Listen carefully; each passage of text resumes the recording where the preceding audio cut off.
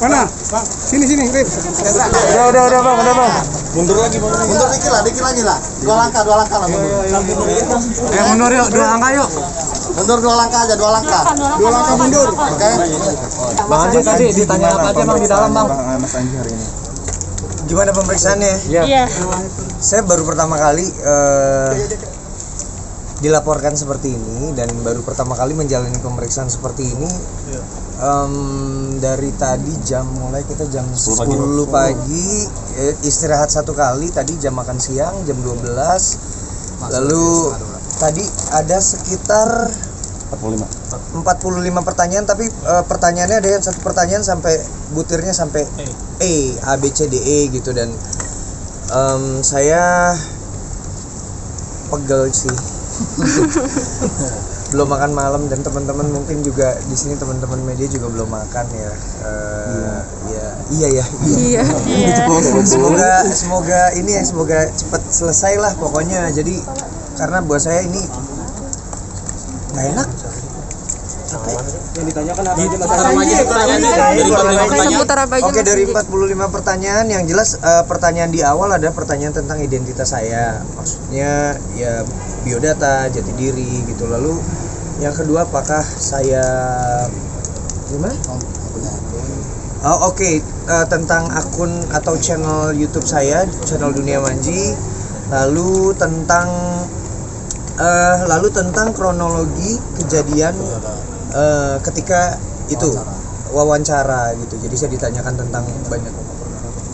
Intinya adalah materi pokok perkara. Mas Anji tadi sempat diklarifikasi dengan Pak Hadi Pranoto nggak di dalam? Oh enggak. Pak Hadi Pranoto belum dipanggil ya? Belum dipanggil ya. Jadi hari ini terpisah, hari ini baru saya gitu. Tapi tadi ketemu di dalam Mas Anji. Barusan tadi lawyernya Pak Hadi Pranoto bilang sempat ketemu Mas Anji di dalam. Teman Anji katanya di dalam tadi, dan besok baru dipanggil. Oh iya, ketemunya jadi tidak sengaja, tidak ada kaitan dengan pemeriksaan Anji, tidak ada.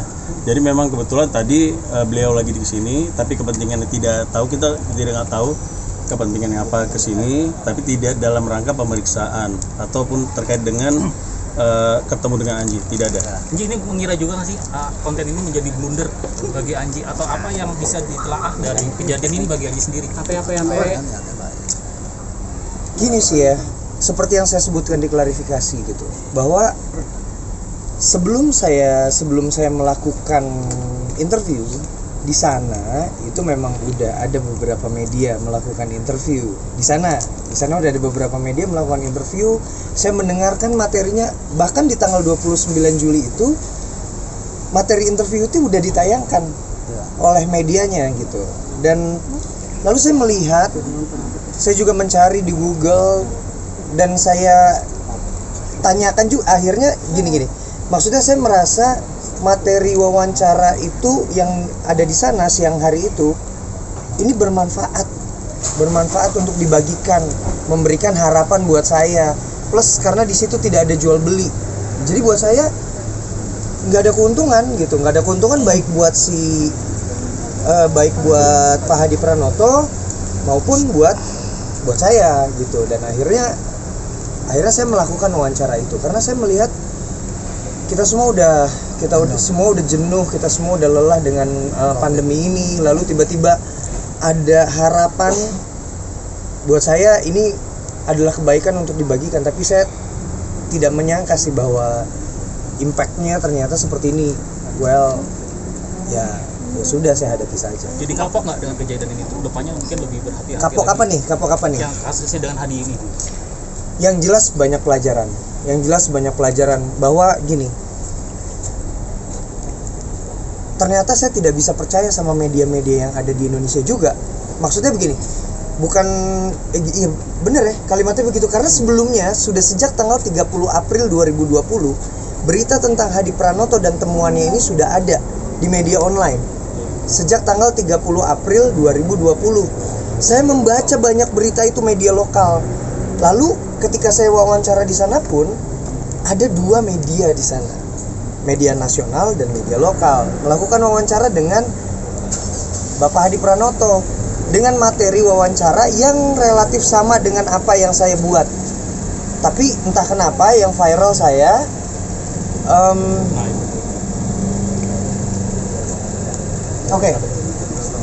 Oke, jadi ya buat saya ini pelajarannya banyak sekali deh. Cuma ya Ada jadwal lainnya nanti akan diperkuat. Oh enggak gini, Akan ada lanjutan? enggak Oh, gini, belum. itu kita serahkan kepada penyidik. Intinya hari ini pemeriksaan kita sudah cukup, tinggal mungkin nanti ke Pak Hadi, mungkin ada saksi-saksi lain, dari kita juga mungkin ada saksi-saksi lain, semua tergantung kepada penyidik. Intinya kita Anji taat hukum, Anji ya, akan kooperatif, akan melalui ini sampai tuntas. Mas Panji, dari pihak pengacaranya si itu tadi bilang menyaksikan terkait bilang kalau itu bukan Profesor Hadi, tapi di konten itu dibilang Profesor. Nah ini sebenarnya yang benar yang terjadi seperti apa sih dengan hal itu? Bahwa klien kami ini kan dia sudah melihat di Google dari 30 April itu semuanya menyebut Profesor. Kemudian pada saat terjadi tanggal 29 Juli itu memang sudah tayang di media online di Lampung itu juga menyebut Profesor, jelas itu menyebut Profesor. Nah artinya dan klien kami juga sudah menanyakan pada saat wawancara itu, tapi Pak Hadi ini tidak menjawab secara jelas dan terang terkait pertanyaan itu. Oke. Jadi gimana Bang? Katanya dari pihak pengacara Hadi juga melaporkan Mas Manji mengenai Itu ada silakan ke pengacaranya Pak Hadi aja Konfirmasi ya. ke- Mas Manji mengenai video klarifikasi, bener nggak sih katanya ada dari teks video itu ada pesanan dari pihak-pihak terkait seperti DIN ke 1 BNPB seperti apa sebelum itu? enggak. Gimana? Nggak ada. Jadi memang itu adalah bentuk itikat baik saya. Bentuk itikat baik saya karena begini. Saya kan walaupun saya tidak banyak membalas. Iya, ntar dulu. Oke, jadi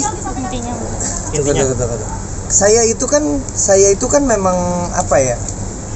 Saya tidak banyak membalas komentar-komentar di Twitter, di Instagram, di YouTube gitu yang akhirnya sudah di take down. Tapi saya mencatat, tim saya juga mencatat apa aja sih yang banyak